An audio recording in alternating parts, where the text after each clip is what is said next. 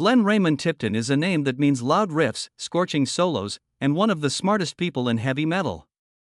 For more than 40 years, he and Judas Priest turned the stage into a battlefield where music was their weapon and every riff could shake an entire generation. But fate always finds a way to put the greats to the test. As Judas Priest were winning over the world, Glenn Tipton had to fight the hardest battle of his life. A fight with no stage lights or cheering spectators, just him and Parkinson's disease, a quiet enemy that was slowly taking away his capacity to play music day by day.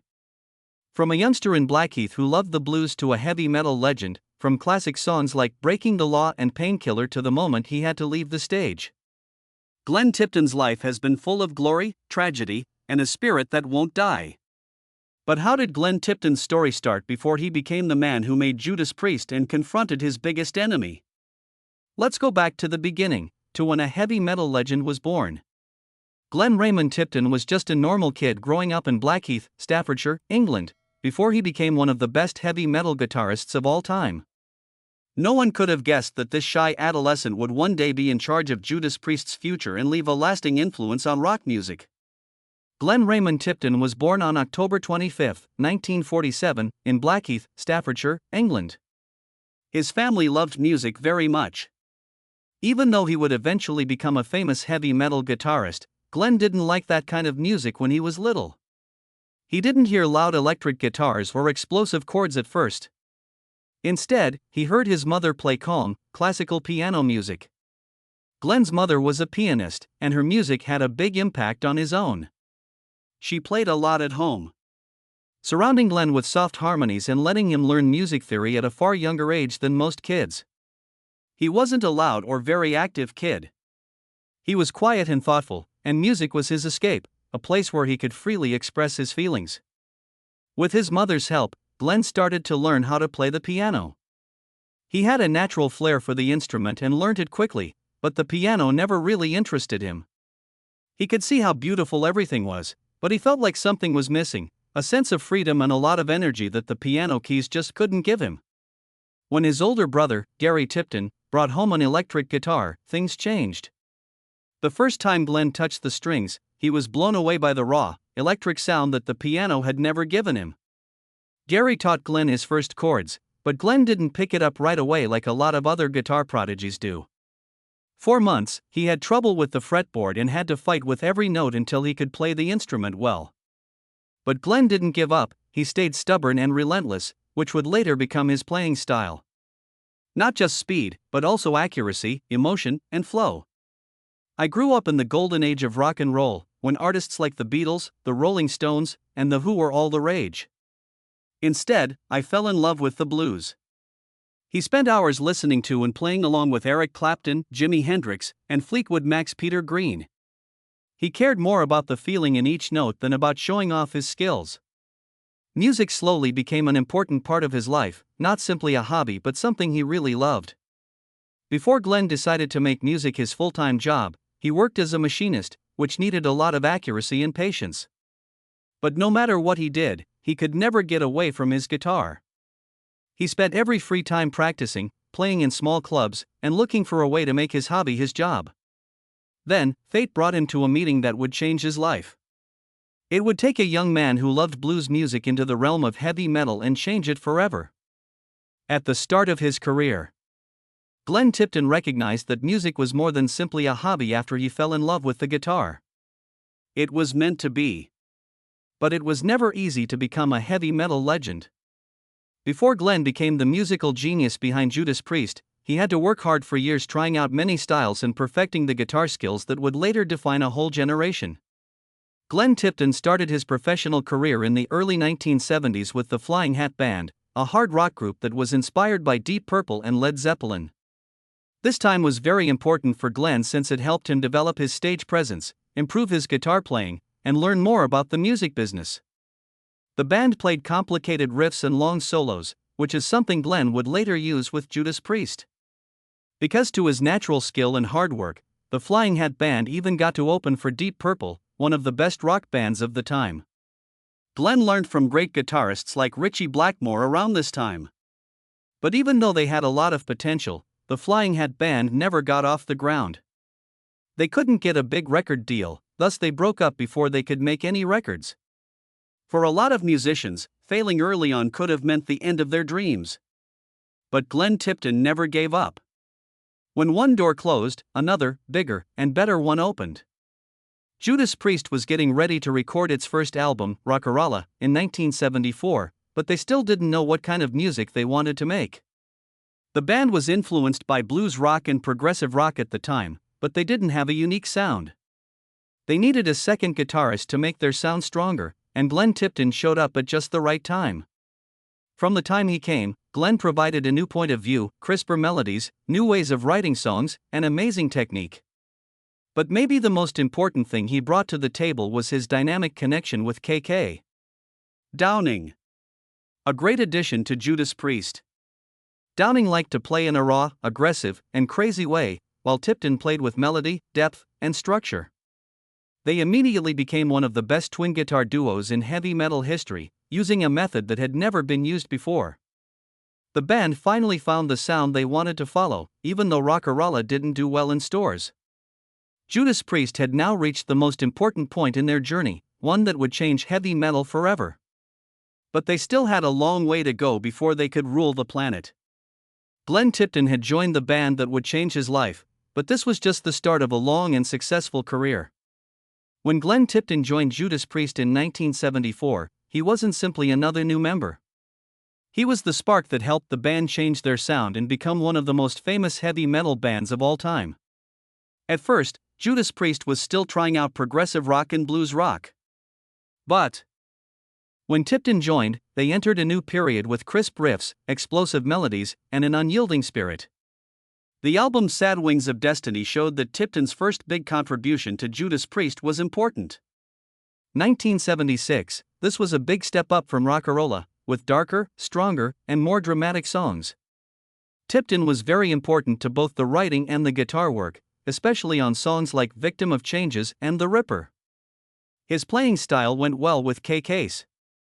Downing was exceptional at finding a balance between technical accuracy and wild ferocity, which would eventually become a trademark of Judas Priest. As Judas Priest went from being a hard rock band to a full-fledged heavy metal juggernaut, this chemistry kept changing through Stained Class, 1978, and Hellbent for Leather, 1979. At the time, rock music still had a lot of blues in it, but Judas Priest came up with a sound that was cleaner, sharper, and more forceful. Exciter and other songs like it became important parts of speed metal. At this point, Tipton was not only an amazing guitarist, but he was also a very productive lyricist who had a big impact on the band's direction. British Steel, released in 1980, was the album that made Judas Priest the most powerful band in heavy metal. Not only did songs like Breaking the Law and Living After Midnight win the charts, but they also changed the way people thought about heavy metal. Leather jackets, studs, motorcycles, and a look that is both rebellious and planned. Tipton showed that he was not only a technical guitar expert, but also a composer who could write basic but exciting tunes that made Judas Priest famous all over the world. The 1980s were the best years for Judas Priest, and Glenn Tipton was at the center of it all. From Screaming for Vengeance in 1982 to Defenders of the Faith in 1984, with Electric Eye and You've Got Another Thing Comin' in between. Every record had a hard metal sound that never stopped, and it pushed the limits of creativity. Tipton worked on his guitar skills all the time at this time, mixing speed, accuracy, and feeling to make some of the most famous solos in metal history. But there were problems that came with prosperity. Judas Priest was sued in 1990 in one of the strangest music lawsuits ever. The families of two teens, James Vance and Raymond Belknap, sued the band because they said that Stained Class, 1978, made them want to kill themselves. The families said that the song Better By You Better Than Me had hidden messages that pushed people to kill themselves. Tipton and the band had to defend themselves against false claims during the trial, which lasted for months. Tipton famously said in response to the charges, ultimately, Judas Priest was acquitted, but the lawsuit left an unwelcome stain on their career. After getting through this scandal, Judas Priest hit new heights with Painkiller in 1990.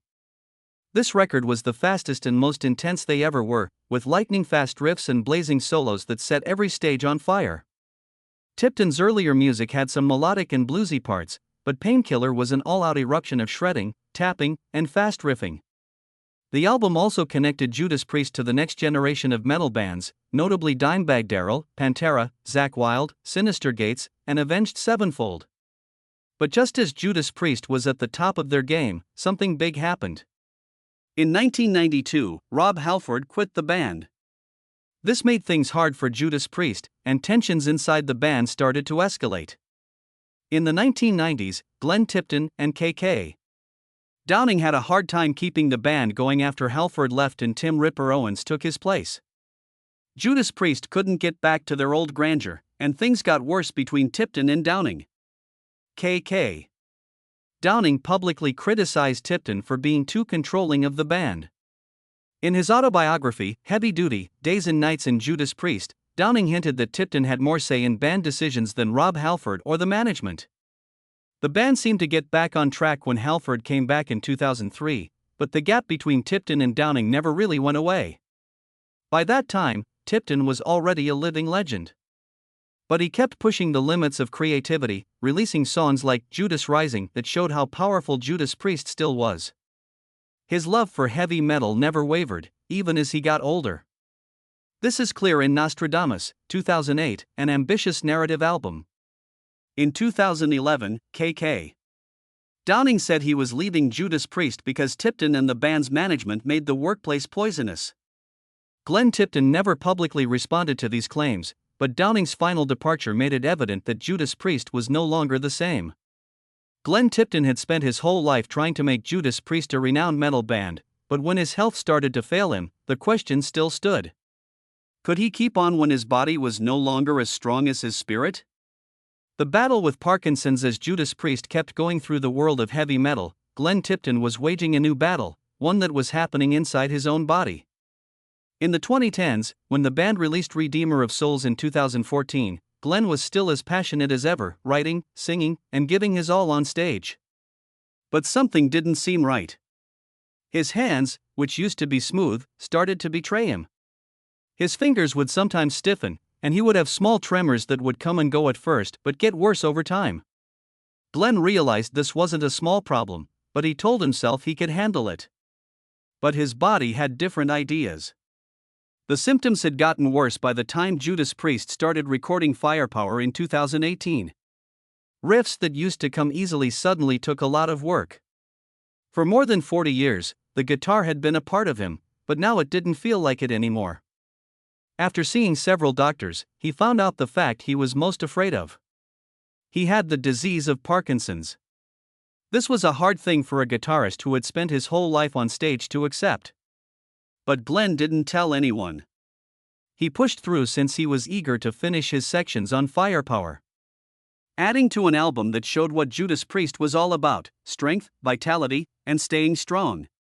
But Glenn Tipton realized he had to make the hardest choice of his career as the band got ready for their world tour, to leave the stage. For Glenn, quitting performing wasn't simply about quitting a career, it was about leaving behind the life he loved the most. But he had never been the kind of person to let hard times get in the way of his decisions. He said in public that Judas Priest deserved a great tour and that he didn't want to stop the band from going on it. He made the difficult decision to stop performing live and give his job on stage to Andy Sneap, the producer of Firepower and a talented guitarist in his own right. Glenn Tipton was still an important part of Judas Priest, even though he wasn't performing full-time anymore. During the encore on numerous nights of the tour, he surprised everyone by showing up and performed classics like Breaking the Law, Metal Gods, and Living After Midnight. Every time Glenn went on stage, tens of thousands of people went crazy with emotion. Not simply because they were seeing a show, but also because they were seeing the unshakable spirit of a real warrior. But Glenn's fight wasn't just for himself. He made the choice to use his fight as a source of hope for others. Judas Priest started the Glenn Tipton Parkinson's Foundation, a foundation that funds research into the condition and helps people with it all over the world. Rob Halford previously claimed that Glenn doesn't want anyone to feel bad for him. That's not what he wants. He just wants people to keep living, fighting, and playing music. Thousands of fans gave money from the Firepower tour to Glenn's foundation. Not just because Glenn Tipton was a legendary guitarist, but also because he had shown them what real strength looked like, even when things were at their worst. Some guitarists are renowned for how fast they play and how well they do it, while others are recognized for their spirit. Glenn Tipton is one of those guitarists. Parkinson's disease may have taken away his ability to play like he used to, but it could never take away the passion of a heavy metal warrior. He is more than just a musician, he is a symbol of courage and willpower.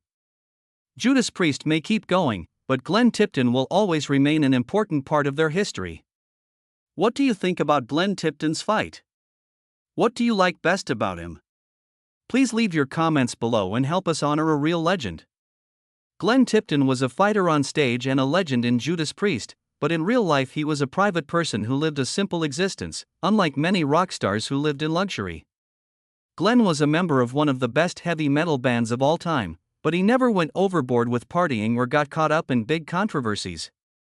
He lived a peaceful, guarded existence that was meaningful in its own way, which was very different from the rebellious image of Judas Priest. Glenn was married to Sue Tipton and had 2 kids, Rick and Karina Tipton. Even though his job required him to travel a lot and be away from home for lengthy periods of time, he always tried to stay close to his family. Many rock and roll performers were caught up in the wild, reckless lifestyle of the genre, but Glenn was never the target of tabloid scandals or contentious affairs. He always put family first, along with music. People who knew Glenn Tipton said he was someone who never wanted to be in the spotlight outside of his performances. While a lot of rock guitarists lived in luxury and were addicted to drugs, booze, and countless affairs, Glenn was more down to earth. He spent much of his time on his music, his family, and his own interests. He liked spending time with loved ones in quiet more than being in the spotlight of the media. Glenn loved motor racing and fishing in addition to music. These were 2 activities that helped him find balance in the high-energy world of heavy metal. He could often be found racing sports cars or lounging by the ocean when he wasn't on stage or in the studio. He enjoyed the peace and quiet that most rock stars never got to experience. Glenn Tipton was different from many other heavy metal legends because he was humble. He was one of the best guitarists in the genre, yet he never acted like he was better than anyone else or tried to brag about his accomplishments. Glenn didn't talk about himself much in interviews. Instead, he talked about the group's spirit of Judas Priest, always giving credit to his bandmates instead of trying to get attention for himself. His modesty gained him a lot of respect from both his followers and his peers. Glenn Tipton's legacy will live on even after he leaves the stage. This is not just because of his music, but also because of his unwavering spirit, humility, and dedication as a true artist. He is not only a heavy metal legend, but also a sign of strength and honesty. People liked him not only for his acting, but also for how he lived his life. Life now and in the future. Glenn Tipton is still a big part of Judas Priest, even though he doesn't play every night anymore. He has remained to be a part of the band even though he has been fighting Parkinson's illness for the past few years. Making music and keeping the spirit he has built up over the past 40 years. In 2024, Judas Priest put out the album Invincible Shield. Glenn couldn't play live shows anymore, but he still helped write songs and record certain guitar parts. This showed that even if his health had changed, his metal spirit was still strong. He was no longer the one in charge of Judas Priest on stage, but every melody and note still had his distinct mark on it, making him a legend. Glenn can't go on full tours anymore, but he still shows up at special Judas Priest gigs from time to time. When he comes back on stage for the encore and plays Breaking the Law or Metal Gods with the band, the moment is always unforgettable. The crowd goes wild every time he comes out, not just because of the show, but because they know they are seeing a symbol of strength. Of heavy metal's unbreakable soul. Glenn Tipton's legacy continues on in more than just his music. He worked hard to raise awareness and support for persons with Parkinson's disease. The Glenn Tipton Parkinson's Foundation is still working to support sufferers all over the world and raise money for research. His path goes beyond music. He has been an inspiration for millions of people who are battling their own battles, showing that the human will can get through anything, no matter how hard life gets. But Glenn Tipton's biggest impact isn't just what he did for Judas Priest or the people with Parkinson's disease. He changed what it meant to be a guitarist in heavy metal. He was more than just a great musician during his career. He was a great musical architect and a visionary. Many guitarists, especially Dimebag Darrell, were inspired by his riffs, which defined a whole generation. Pantera, Sinister Gates, Avenged Sevenfold, Mark Tremonti, Alter Bridge, and Zakk Wylde are all bands. Glenn Tipton is not only one of the best heavy metal guitarists ever, but he is also a symbol of never giving up. He has been with Judas Priest for more than 50 years. Parkinson's may have slowed him down, but it could never put out the fire he started in rock music. No matter how long Judas Priest stays together or how much heavy metal changes, Glenn Tipton's name will always be remembered in the history of the genre. He left behind more than simply songs that will last forever. He is proof that rock and roll is more than simply speed and skill, it's also about spirit, strength, and an unending love for the music. Have you ever had any unforgettable times with Glenn Tipton? What about him makes you want to do something? Please leave your opinions in the comments below. If you appreciate Glenn Tipton and want to learn more about rock and roll heroes, don't forget to like and subscribe to the channel. And don't forget to tell your friends about this video. Let's keep Glenn Tipton's music and spirit alive in the hearts of heavy metal lovers forever.